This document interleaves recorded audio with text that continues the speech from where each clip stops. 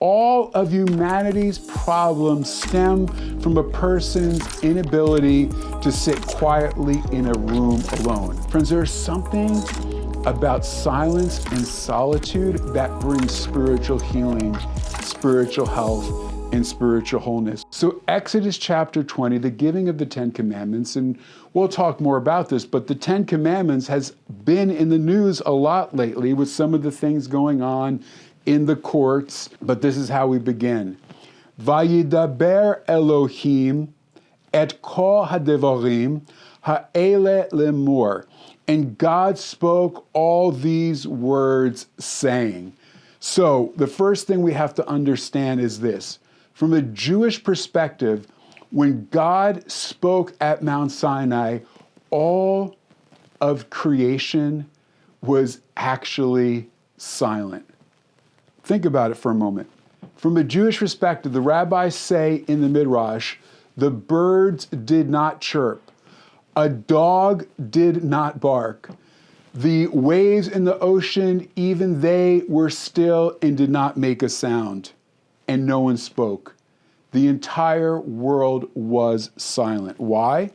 Why did no animal make a noise? Why did the angels in heaven not cry out, holy, holy, holy? Why did all of creation go mute at the moment God spoke? Exodus chapter 20, verse 1. Why does God's voice come forth at Mount Sinai in silence? The first reason is, in Egypt, they worshiped nature. They didn't worship the true creator. They worshiped the creation, even as Paul talks about how people gave themselves over to foolishness by worshiping the creation and not the creator. It's one of the reasons why when Moses does the first miracle, he strikes the Nile and he turns the water into blood, because they deified the Nile and associated it with one of the gods of Egypt. It's the reason why during the 9th plague, for example, there was darkness in the land, because they worshiped the sun god Ra. And so the plagues upon Egypt was showing that the gods of the Egyptians were not real gods. They were demonic powers. They had no authority, but God alone had all power and authority. And so remember, this is only 50 days earlier that they had come out of Egypt. Israel needed to know that they didn't fear the gods of Egypt. They feared the King of Kings and the Lord of Lords. So the Lord silenced creation, silenced the sound of nature to show that he alone was the master of all creation and he was the true and only creator. Just like Yeshua spoke to the wind and the waves and they became silent, in the same way, him calming the storms and bringing the shalom, bringing the peace and the silence showed that he had the same power and authority as the one who spoke at Mount Sinai. In the same way Yeshua spoke and all of nature obeyed, just like all nature obeyed at Mount Sinai. But of course, there is still more. There's something deeply spiritual here, very practical for us to understand. Noise is a distraction. And in fact, noise can actually be used as a weapon. That's why a form of torture during interrogations is to play loud music and not allow people to be able to sleep. So what we need to understand is silence and stillness is key to being able to hear the voice of God. And what's interesting is that the silence that happened at Mount Sinai was not the only time creation was silenced in connection to Mount Sinai. We read about it a second time. In 2 Kings 19, we read about Eliyahu Hanavi, Elijah the prophet. And one of the things I love to do when we go to Israel is to take people to Mount Carmel on a Rock Road Rabbi tour. We were just there recently and see where Elijah called down fire on the prophets of Baal on that mountain of Carmel. But there's another mountain where something important happened to Elijah, and this is what we read. Then the Lord said, come and stand on the mount before the wind. And the wind was tearing the mountains and shattering the cliffs before Adonai, but Adonai was not in the wind. And after the wind, there was an earthquake, but Adonai was not in the earthquake. And after the earthquake, a fire, but Adonai, the Lord, was not in the fire. And after the fire, a soft whisper of a voice. Friends, where was Elijah when this happened? He had been told to go to Mount Sinai, to Horeb, which is another name for Mount Sinai. So think about it. Elijah was at Mount Sinai, fire, like the fire at Mount Sinai, the wind, like the wind at Mount Sinai, okay? The earthquake, like the earth shook when God came down on Mount Sinai, and this also connects to Acts chapter 2, these same signs. That's why Acts chapter 2 is a reenactment of Mount Sinai, these very same things. And then God spoke like he spoke at Mount Sinai, but at Mount Sinai, God spoke in a booming voice in the midst of the silence. Here, God spoke in the midst of the silence with a whisper of a voice. Wow. Elijah was reliving Mount Sinai. God was not found in the wind. He was not found in the earthquake. He was not found in the fire, but his voice was heard in the midst of the silence. And the reality is we live in a world where we're constantly being bombarded by noise, where we're constantly being bombarded by sounds, okay?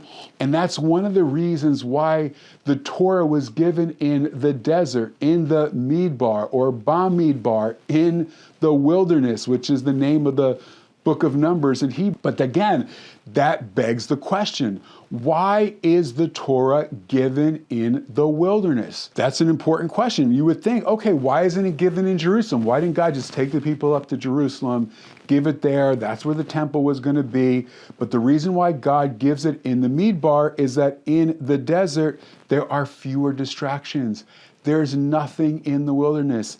In fact, I was just in Dubai, and I did after our Israel trip, and I did a desert safari, and it was absolutely incredible. We went out about an hour outside of Dubai, went into the desert and saw some of the desert animals, and man, it was just an 8 out in the desert, and it was so peaceful, so serene.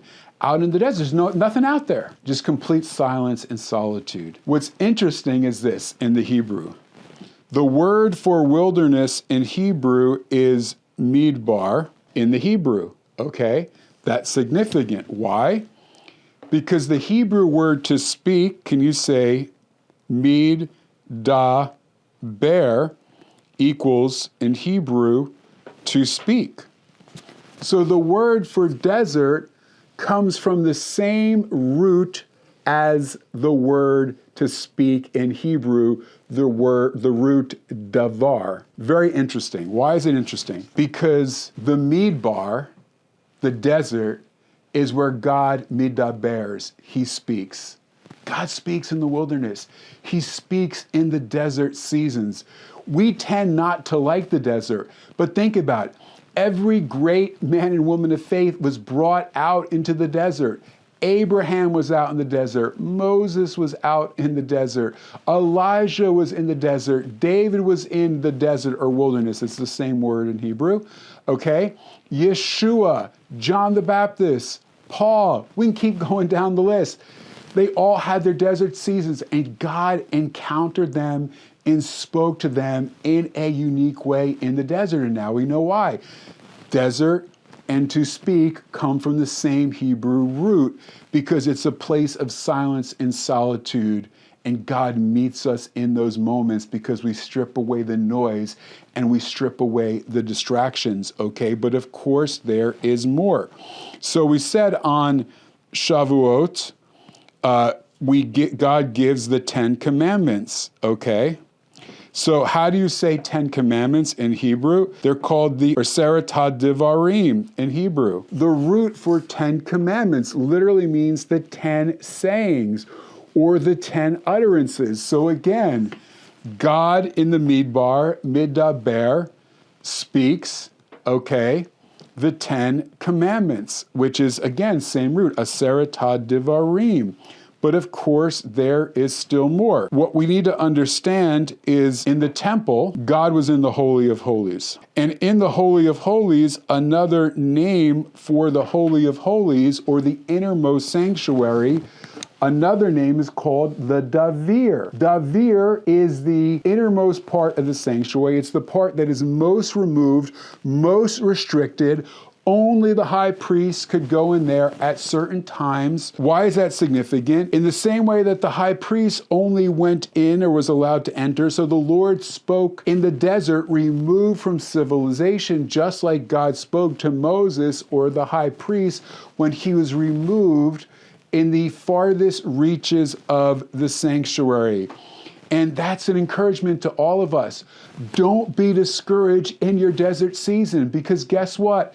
God can turn your desert into a davir.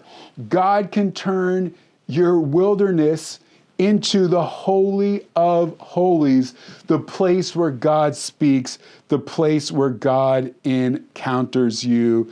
And so again, think about this for a moment. God reveals his davar, God revealed his word at Mount Sinai in the Midbar, in the desert. And in the same way, he reveals, John 1:14 says, the word, hadavar, became flesh and dwelt among us. Or in the beginning was hadavar, was the word, and the word was with God, and the word was God. Where was Yeshua first revealed as hadavar, as the word that became flesh, meaning as the promised Messiah? The first place he was revealed as the promised Messiah was in the wilderness, in the Midbar, at the baptism that he received by John the Immerser. But one of the amazing things about this is, just like God spoke in the wilderness and revealed his word, the revelation of the word at Mount Sinai, so God speaks in the desert again at the baptism of heaven, the voice from heaven confirming that Yeshua is the word, the promised Messiah. And that's why it says John testified to the davar and baptized Yeshua in the wilderness. John was in the wilderness because the revelation of the word happens in the wilderness. But again, practically, why is this important for us? There was a French philosopher by the name of Blaise Pascal. But he says this: all of humanity's problems stem from a person's inability to sit quietly in a room alone. Wow. All of a person's problems stem from his inability to sit in a room quietly alone. Friends, there's something about silence and solitude that brings spiritual healing, spiritual health, and spiritual wholeness. We're surrounded and pounded by noise, and being quiet is so hard. So many people, we can't even go to bed without like ambient noise in the background. Often I use a sound machine. People sleep, go to bed listening to things on their phone. But we have to understand this. Silence and solitude is key to hearing God's voice. Even for Yeshua, listen to what we read. Again, this should make this verse come to life. But the news about Yeshua was spreading all the more. And many crowds were coming together to hear and to be healed of their diseases. The crowds were coming to hear and to be healed. And what does it say? Luke 5:16. Yet Yeshua would often slip away into the wilderness and pray. Yeshua went into the Midbar to pray and to hear the voice of the Father. He went into the place of silence and solitude. And I think that's one of the reasons why devotional time is often referred to as quiet time. Quiet time. We need to be able to sit and not just talk to God, which is prayer, but be quiet before the presence of God, because we have to stop speaking and making noise and filling the space to allow God to speak and to fill that space with what he wants to say to us.